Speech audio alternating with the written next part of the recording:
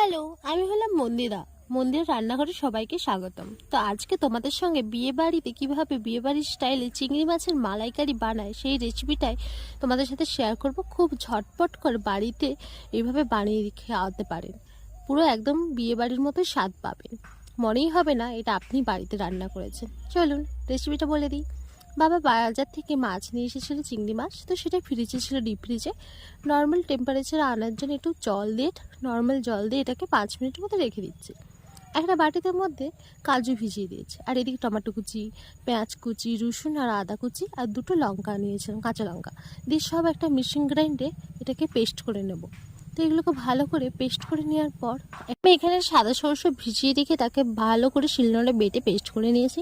আর এইদিকে হচ্ছে চিংড়ি মাছের গায়ে লবণ আর একটু পরিমাণ মতো হলুদ দিয়ে ভালো করে এটা মাখিয়ে নেব, যাতে এর ভিতরে লবণ আর হলুদটা চলে যায়। তারপর কড়ার মধ্যে একটু অল্প